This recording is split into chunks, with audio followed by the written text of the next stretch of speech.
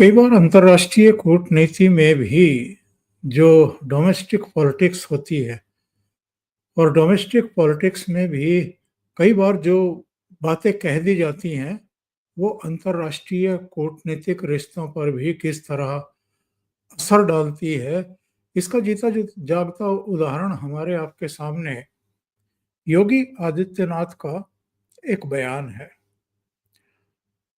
बल्कि मैं कहूँगा कि एक मंत्र है जिसका असर हमने हरियाणा के चुनाव में भी देखा, महाराष्ट्र के भी, दिल्ली के भी।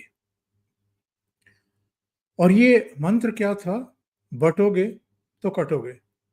ये बात तो उन्होंने बांग्लादेश में जो हिंदुओं पर क्रूरता और बर्बरता हो रही थी, उसके संदर्भ में कही थी।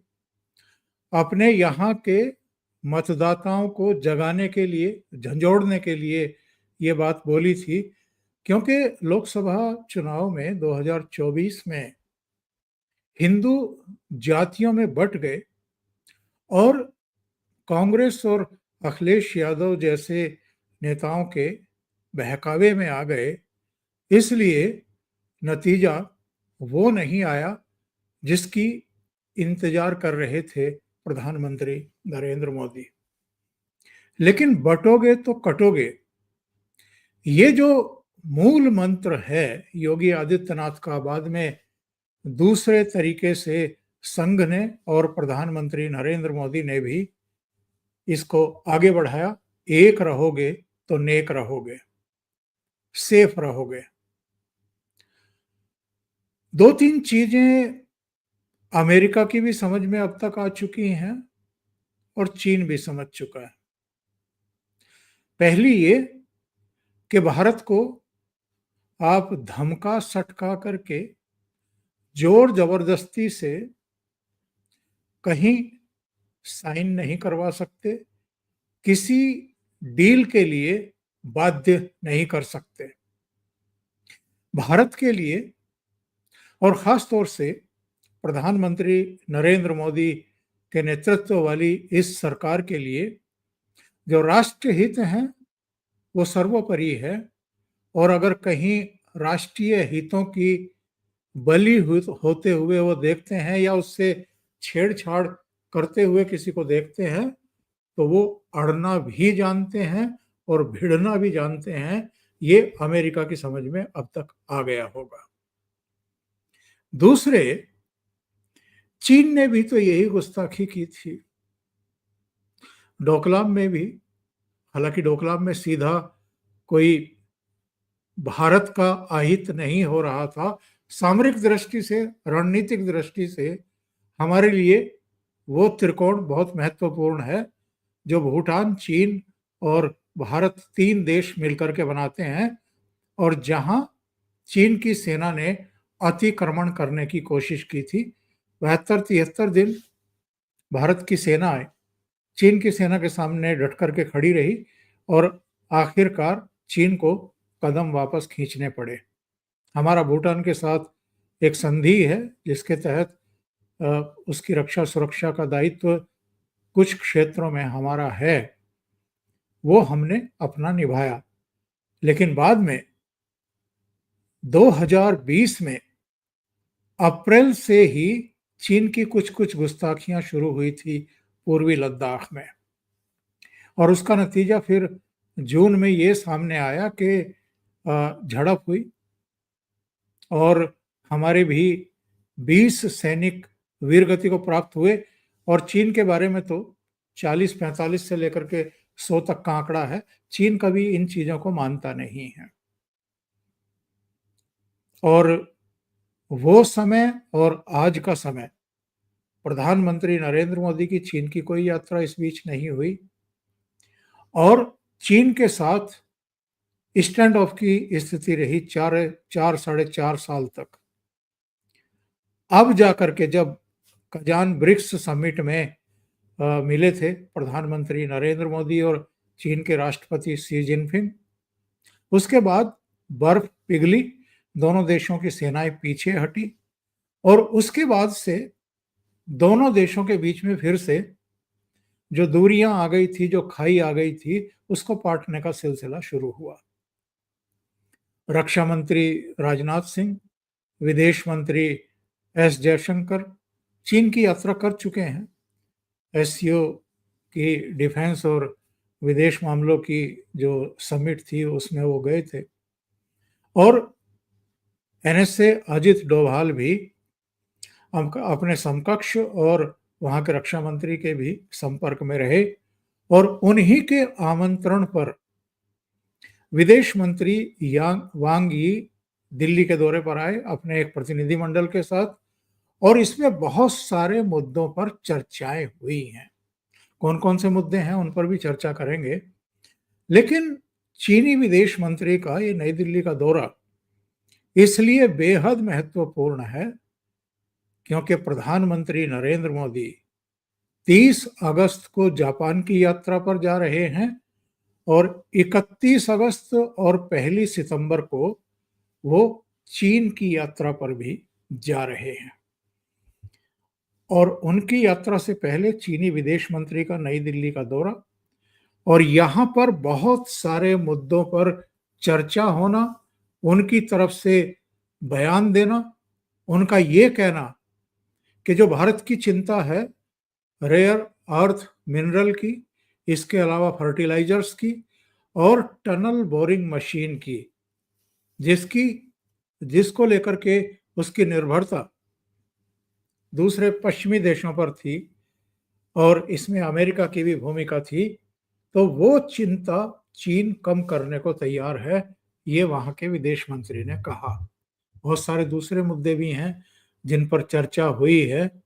उनमें जो खास तौर से रेयर अर्थ वाला जो रिक्वायरमेंट है भारत का, जो आपका इलेक्ट्रिक पेट्रोल वाहनों में इस्तेमाल किया जाता है, कई उपकरणों में, ऊर्जा से जुड़े हुए उपकरणों में इसका इस्तेमाल किया जाता है।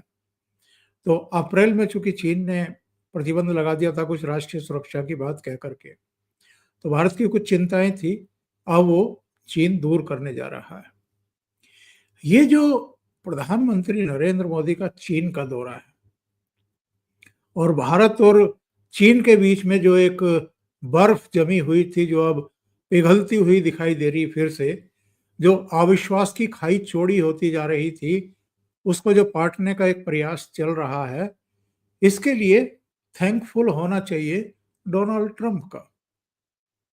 उन्होंने फिर से भारत और चीन की जो दूरियां हैं वो कम करने में बड़ी मदद करी है और इसमें बड़ी भारी भूमिका रही है रूस के राष्ट्रपति व्लादिमीर पुतिन की।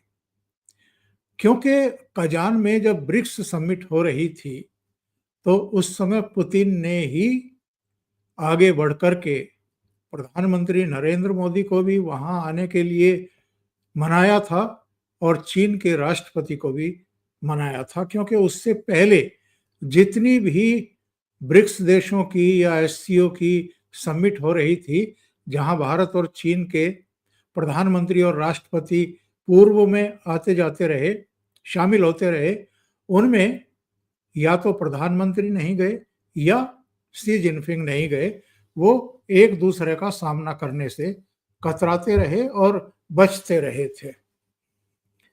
लेकिन जिस तरीके से रूस से ईंधन खरीदने और यूक्रेन युद्ध में उसे मदद पहुंचाने का आरोप लगा करके डोनाल्ड ट्रंप ने भारत पर पहले 25% टैरिफ लगाया और उसके बाद 50% तक उसे बढ़ा दिया, उससे भारत और अमेरिका के जो रिश्ते पिछले 2.5 दशक में हर क्षेत्र में सुधरे थे, सहयोग बढ़ा था और खुद अमेरिका भारत को अपना रणनीतिक सहयोगी बता रहा था और डोनाल्ड ट्रंप अपने पहले कार्यकाल में प्रधानमंत्री नरेंद्र मोदी को अपना बेस्ट फ्रेंड तक कहते थे।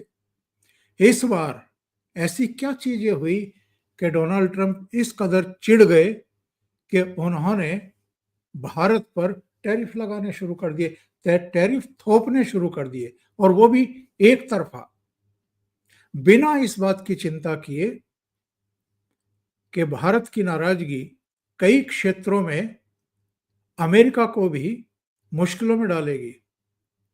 एक्चुअल में जब फरवरी में प्रधानमंत्री नरेंद्र मोदी की वॉशिंगटन की विजिट हुई, बताते हैं उस समय कुछ मुद्दों को लेकर के कुछ ऐसी बातें हुई थी दोनों नेताओं के बीच में जो प्रधानमंत्री नरेंद्र मोदी को ही नागवार नहीं गुजरी बल्कि डोनाल्ड ट्रंप को भी गुजरी। और जो ऑपरेशन सिंदूर हुआ पहलगाम के जेनोसाइड के बाद, और उसमें जिस तरीके से अमेरिका के कुछ एसेट्स हिट हुए जाने अनजाने में, उसके बाद से डोनाल्ड ट्रंप का कुछ पारा ज्यादा ही चढ़ गया। और चौथे दिन जब पाकिस्तान घुटनों पर आया और वहां के डीजीएमओ ने सीज फायर रोकने करने के लिए कहा और हमने माना, तो शांति का नोबेल लेने के लिए लालायित पूरी तरीके से, एक तरीके से कहें तो बावले हुए जा रहे हैं डोनाल्ड ट्रंप। उन्होंने सीज फायर का श्रेय भी खुद लेना शुरू कर दिया, यहां तक कि सारी गरिमा और मर्यादा को तार तार करते हुए भारत अपनी तरफ से सीज फायर का ऐलान करता 5 बजे, उससे पहले डोनाल्ड ट्रंप ने अपने सोशल मीडिया मंच ट्रुथ पर सीज फायर का अपनी तरफ से ऐलान कर दिया। तो प्रधानमंत्री नरेंद्र मोदी को यह बेहद नागवार गुजरा, क्योंकि यहां विपक्ष ने उनको घेरना शुरू कर दिया कि डोनाल्ड ट्रंप ने सीज फायर का ऐलान अपनी तरफ से कैसे कर दिया। क्या किसी तीसरे देश के दबाव में अचानक ये सीज फायर हुआ है? कई दूसरे मुद्दों पर भी जो हमारा यहाँ का विपक्ष है उसने जिस तरीके से प्रधानमंत्री नरेंद्र मोदी को घेरना शुरू किया, उसके बाद स्थितियां और ज्यादा बिगड़ गई। और प्रधानमंत्री नरेंद्र मोदी ने इस बीच डोनाल्ड ट्रंप से कोई बात नहीं की। उन्होंने करीब 30 बार इस चीज को दोहराया कि सीज फायर मैंने कराया है, मध्यस्थता मैंने कराई है। भारत की तरफ से विदेश मंत्रालय के प्रवक्ता ने उनका जवाब दिया, विदेश सचिव ने दिया, विदेश मंत्री ने भी दिया, लेकिन प्रधानमंत्री ने बहुत बाद में जाकर के पार्लियामेंट में फिर जब इस पर चर्चा हो रही थी तब जवाब दिया। लेकिन इस बीच एक घटना और हुई थी 17 जून को। प्रधानमंत्री नरेंद्र मोदी कनाडा गए थे G7 समिट में भाग लेने के लिए, लेकिन उनके पहुंचने से पहले ही डोनाल्ड ट्रंप वहां से वॉशिंगटन रवाना हो गए। और वॉशिंगटन पहुंच करके उन्होंने प्रधानमंत्री को फोन किया। 30-35 मिनट बातचीत हुई और उस बातचीत में भी प्रधानमंत्री ने उनके मुंह पर पढ़ करके ये बात कह दी कि हमने आपको या किसी भी तीसरे देश के प्रमुख को मध्यस्थता के लिए या सीज फायर कराने के लिए पाकिस्तान से बातचीत करने के लिए अधिकृत नहीं किया। और ये बात विदेश सचिव विक्रम मिस्री ने कैमरों पर आकर के कह दी कि प्रधानमंत्री ने सीधे डोनाल्ड ट्रंप को ये कह दिया है। उसके बाद से जो अमेरिका की आक्रामकता भारत के प्रति रही है, भारत के ऊपर टैरिफ लगा करके और सेकंड सैंक्शंस की धमकी दे करके उन्होंने जिस तरह का वातावरण बनाया, उसमें एक बार फिर मैं ये कहूंगा कि राष्ट्रपति पुतिन और रूस भारत के लिए उसी तरीके से ढाल बन करके खड़ा हो गया जिस तरीके से जब अमेरिका की पहल पर रूस और यूक्रेन युद्ध के समय वैश्विक मंचों पर यूएन में, यूएनएससी में जब तरह तरह के प्रतिबंध लगाए जा रहे थे रूस पर, तो भारत ने या तो वोटिंग में भाग नहीं लिया या उसका विरोध किया। यानी वो वहां रूस के हितों की रक्षा कर रहा था और बाद में राष्ट्रपति पुतिन ने भारत के लिए ढाल का काम किया। और सबसे अहम बात ये कि जब अमेरिका 2-2.5 दशक के पीरियड में जो रिश्ते सुधरे, उनका भी लिहाज ना करके भारत को दबाने के लिए या अपनी मनमर्जी की डील पर साइन करवाने के लिए तरह-तरह की धमकियां दे रहा था पर्दे के पीछे से कि एग्रीकल्चर सेक्टर खोल दीजिए, डेयरी सेक्टर खोल दीजिए। तब प्रधानमंत्री नरेंद्र मोदी अपने कृषि क्षेत्र के बचाव के लिए उसी तरीके से मजबूती से ढाल बन करके खड़े हो गए, दीवार बन करके खड़े हो गए, जिस तरीके से पुतिन भारत के लिए खड़े रहे। और ये बड़ा नागवार गुजरा ट्रंप को। अभी भी वो लगातार धमकियां दे रहे हैं। उनकी हालत अब ऐसी होने जा रही है क्योंकि जो अलग-अलग बटे हुए थे, भारत और चीन दोनों के रिश्ते तनावपूर्ण थे। इसी तरीके से चीन के और रूस के बीच में भी एक तनाव था सीमा को लेकर के।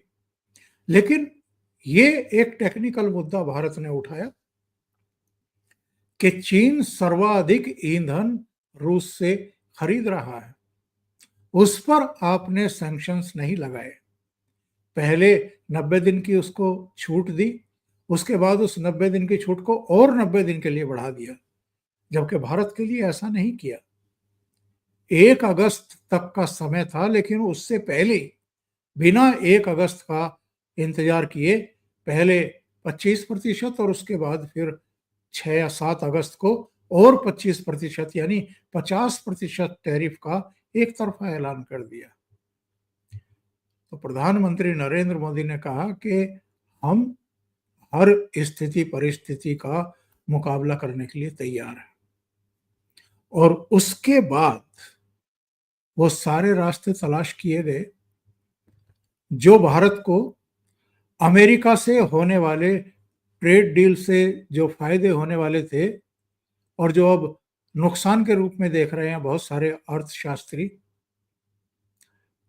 उनकी भरपाई कैसे हो सकती है उसके रास्ते तलाश करने शुरू कर दिए।